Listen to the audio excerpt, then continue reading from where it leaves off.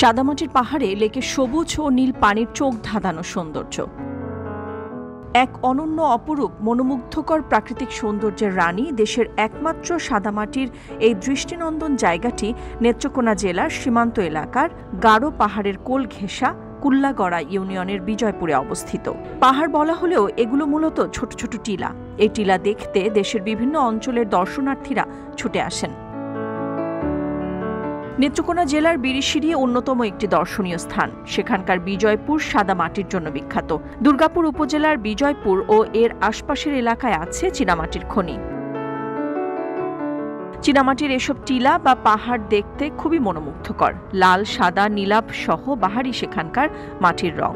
এখানে আসে, এখানে মনোরম পরিবেশ, এখানে ওই যে চীনামাটি আছে পাহাড়, দেখতে আমাদের খুব ভালো লাগে। পরিবেশটা খুব ভালো, এখানে অনেক লোক আসে। এখানে পরিবার বর্গ নিয়ে আসলেও এখানে খুব ভালো লাগে। আমি বারবারই আসি। চীনামাটি পাহাড় হচ্ছে বাংলাদেশের একমাত্র নেত্রকোনাতেই, সারা দেশ বিখ্যাত। তো এটা আপনার যে সৌন্দর্য, মানে এটা বিশাল। পাহাড় দেখে এতটাই ভালো লাগলো যে আল্লাহ তাআলার যে অশেষ একটা নিয়ামত, যে এই পাহাড় বাংলাদেশের আল্লাহ তাআলা দিয়েছে। এখান থেকে মানুষ এগুলো সংগ্রহ করে চীনামাটি তৈরি করে মানুষ জীবিকা নির্বাহ করে, এগুলোতে কাজ করে। তো এই পাহাড় দেখতে এসে আমার ভিতরে এতটাই আনন্দ উৎফুল্লিত হয়েছি যে ভাষা প্রকাশ করার মতো না। স্থানটি একদিকে যেমন দর্শনীয়, পাশাপাশি ভারতের মেঘালয় রাজ্যের কোলঘেঁষা সীমান্তবর্তী এলাকা। চীনামাটির পাহাড়ের সৌন্দর্য দেখতে সেখানে ভিড় জমায় পর্যটকরা। চাইলে একদিনের ট্যুরেও ঘুরে আসা যায় দর্শনীয় স্থান। এখানেই আছে নীল জলের সোমেশ্বরী নদী।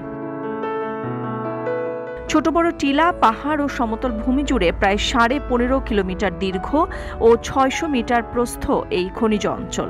পর্যটকরা মুগ্ধ হয়ে সেখানকার সৌন্দর্য উপভোগ করে থাকেন। সোমেশ্বরী নদী পার হয়ে রিকশা বা মোটরসাইকেলে আধা কাঁচা পাকা রাস্তা দিয়ে বিজয়পুরের সাদামাটির অঞ্চলে যাওয়া যায়। চীনামাটির পাহাড় আর সোমেশ্বরী নদীর সৌন্দর্য ছাড়াও বিরিশিরিতে আরও কয়েকটি দর্শনীয় স্থান আছে, যেমন পাহাড়ি কালচার একাডেমি, তেভাগা আন্দোলনের কিংবদন্তি কমরেড মণি সিংহের স্মৃতি ভাস্কর, সেন্ট জোসেফের গির্জা। নিউজ ডেস্ক, সারা বাংলা।